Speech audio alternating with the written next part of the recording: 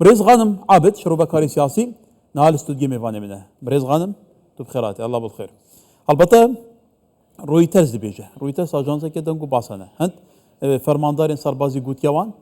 کو او آمادنه چکن فرادستی دولتی بکن که واتا پیشبچونه که د آراسته نرمبون هالوسته گروپین چکدار پشتی گفن ترامپ تو به چاد بینی گلو بنای خواهی بخشنده میهربان سپاس بۆ میوانداری کردن پێم وایە ئەو هەواڵەت کەمێک جێک گومان و هەمان کات گومانیشم لە بەڵێنی ئەو لانانە هەیە کە چەکەکانیان لەسەر داوای ئەمریکا ڕادەست بکەن ئەوان بۆ نمونە چەندین شارۆچکیان وێران کردووە هەزاران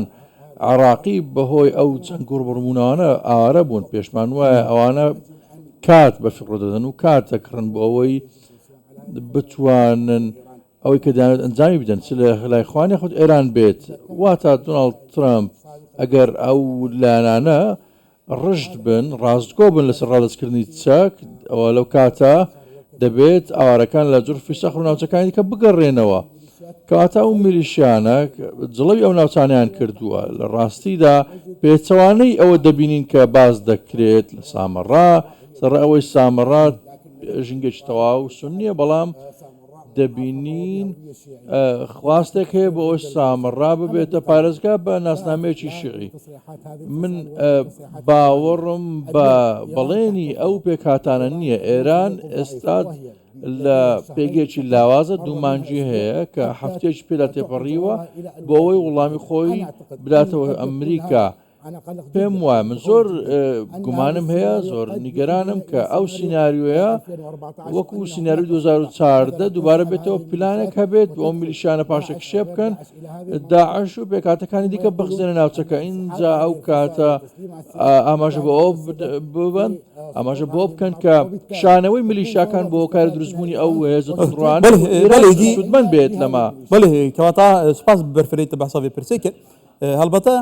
ام بحثي عندي جيب كان لامريكا نيتك جديها جبوكو العراق بقوا او دبيجن لهجمونا ايران بيتا دور خستن دو سيناتورين امريكي ياسايك بروجي ياسايك تشيكرنا بروجي ياساي وبدنا كونغرس تيغوتن مينا بروجي ياساي رزقار كنا العراق هج صدام كو صال النوطان هاتبو طرح كرن اوجي العراق هجمونا هيمنه ايران بيتا رزقار كرن كاتا تدبيني قالوا امريكا جديه كويك او دبيجن ايراني العراق ايراني دور بخن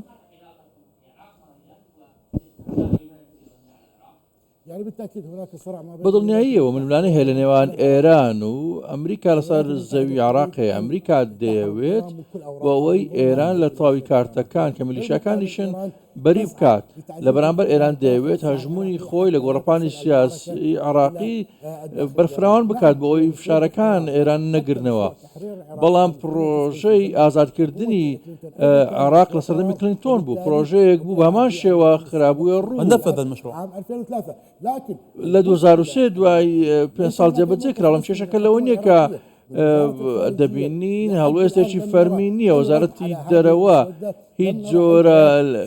ڕوونکردنەوەیەکیان نییە لەسەر ئەو بڵاوکراوەیە ڕاوی کە حکوومەتی عراق پێویست بوو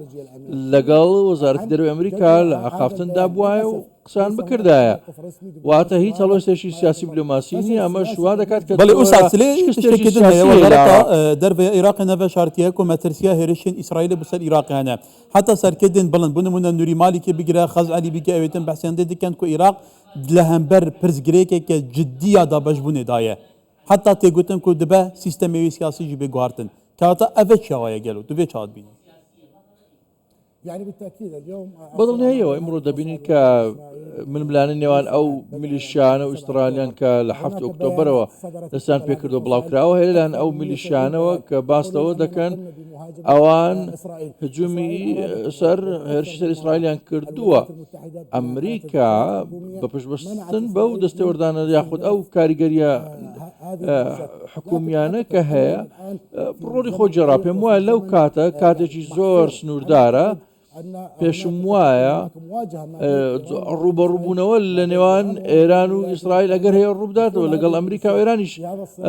دەکرێت ڕووبدات ئەو میلیشیانەش دەخستنە نێو هاوچێشەوە دەبێتە هۆی ئەوەی عێراق بێتە قوربانی واتە ئەو ئەمریکا و ئیسرائیلیش دەست دەکەن بۆ ڕۆمانکردنی بکەکانی ئەو هێزانە توزانیژی مەف میلیشاتێن چەکدار لە لوبنان هەنە لە یەمەن هەنە غزة راو شوان شوايا لسوريا شبسري هات كواتا قالوا امشين بيجينا كراوشنا يتا كنترول كرين بغداد مينا بيروتو مينا صنعاء ومينا جهندن ديل سربيت. انا اعتقد ان ايران خسرت كل پێم وایە ئێران هەموو کارتەکانی لە فەڵەستین لە لوبناان و سووریا لە دەستداوە هیچ کارتی میلیشاکانی عراق نەبێت هیچی دیکەی بەدەستنەوە نەماوە حوسەکانیش ئێستا ئەوان لە ژێر گەماروی بردومانی هێرشە موشەکانی ئەمریکان کەواتە ئێستا میلیشیاکان ئەوان کە ئاماژە بۆ دەدەن دەستبەرداری چەکانیان دەبن ئەمە جێی گومانە من گومانم هەیە ئێران پشت لە حوسەکان و میلیشاکان ناکات تەلگرافیش ئاماژە بەشتە چی وها کردبوو ئێران ناوێت ڕوبەڕوو بێتەوە ڕاستەوخۆ بەڵام بە کارتەکانی ئەو ڕوبەڕووبوونەوەی ئەنجام دەدات یاخۆ جەنگێکی نێوخۆی لە عێراقدا ئافرێنێت زۆرە قەیرانێک دروست دەکات بۆ ئافراندنی قەیران لە بری دوورخستنەوەی قەیران لە خۆی ئەم عێراقەکان قوربانی ئەو جەنگە دەبن چەکدار پابەندی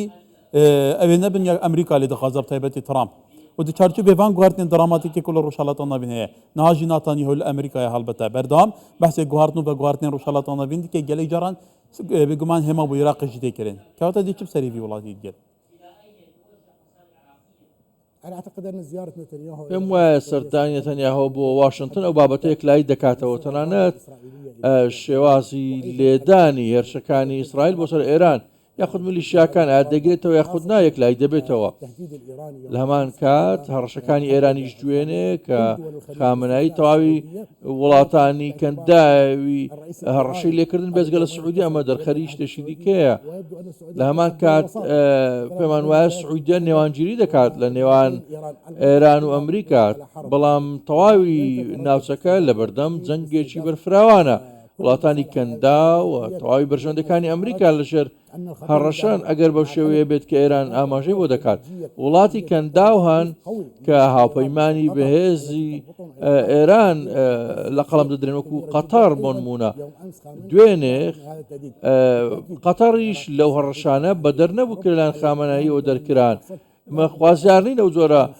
قەیران ڕوودا بەڵام ئێران دەیەوێت کە جەنگ لە تەواوی ناوچەکە خۆی ئێران نەبێت گەلوش هێرشên ئەمریکا بۆ سەر ئیرانên محتەمەلەن ji ber ku Xameneî jî hêzên xwe yên çekdar xistnet haletê ama da başê da الولايات المتحده لن تهاجم ايران ئەمریکا هێرش ناکاتە سەر ئێران و ئێرانی بپێچوانەوە ئەمریکا هەموو فشارە ئابووری سیاسەکانی بەکاردێنێت بۆ گەیشتنە تێگەیشتنێک بەڵام ئیسرائیل دەست پێشخەر دەبێت بۆ ئەوەی ئەمریکا بخزێتنێ ئەو شەڕە. ڕێز غانم عابد شروع بەکاری سیاسی gelek spas.